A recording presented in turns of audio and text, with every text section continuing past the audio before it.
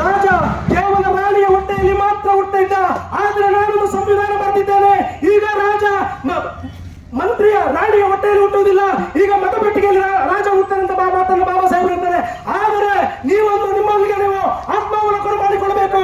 ಈ ಬಾಬಾ ಸಾಹೇಬರ ನನ್ನ ಮಾತು ಈ ಒಂದು ದಾವಣಗೆರೆಗೆ ಅದು ಅನ್ವಯವಾಗುತ್ತ ನೀವು ಯೋಚನೆ ಮಾಡಬೇಕಾಗ್ತದೆ. ಯಾಕಂದ್ರೆ ಬಾಬಾ ಸಾಹೇಬರು ಹೇಳ್ತಾರೆ ಅಲ್ಲಿ ಹೇಳುವಂತ ಮಾತು, ಅಲ್ಲಿ ರಾಜ ಮತಗಟ್ಟೆಯಲ್ಲಿ ಹುಟ್ಟಬೇಕು. ಆದ್ರೆ ಇಲ್ಲಿ ರಾಜ ಕೇವಲ ಒಂದು ವಂಶದ ಪರಂಪರೆಯಾಗಿ ಹುಟ್ಟುವಂತ ಪ್ರಕ್ರಿಯೆ ಈ ಒಂದು ಕ್ಷೇತ್ರದಲ್ಲಿ ನಡೆದಿದೆ.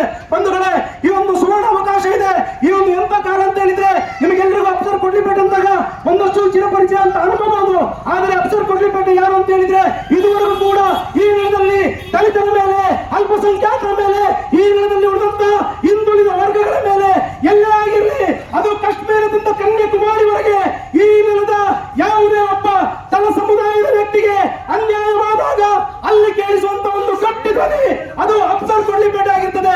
ಅಂತದೇ ಒಬ್ಬ ಹೋರಾಟಗಾರ ಇವತ್ತು ನಿಮ್ಮ ಕ್ಷೇತ್ರದಲ್ಲಿ ಬಂದು ಈ ಒಬ್ಬ ವಿದ್ಯಾವಂತರಾಗಿ ದಾವಣಗೆರೆಯಲ್ಲಿ ಮತವನ್ನ ಮತ್ತೆ ಏನು ವಿಧಾನಸಭೆಗೆ ಹೋಗುವಂತ ಒಂದು ಅವಕಾಶವನ್ನ ನೀವೆಲ್ಲರೂ ಕಲ್ಪಿಸುವ ಮೂಲಕ ಏನು ಅಫ್ಸರ್ ಕೊಡ್ಲಿಪೇಟೆ ಇದ್ದಾರೆ ಅವರನ್ನ ಈ ಧ್ವನಿಯಾಗಿ ನೀವು ವಿಧಾನಸಭೆಗೆ ಕಳಿಸುವ ಮೂಲಕ ಒಂದು ಅವಕಾಶವನ್ನು ಮಾಡಿಕೊಳ್ಬೇಕಾಗಿ ಅಂತ ನಾನು ನಿಮ್ಮಲ್ಲಿ ಕೇಳ್ಕೊಳ್ತೇನೆ ಬಂಧುಗಳೇ. HIP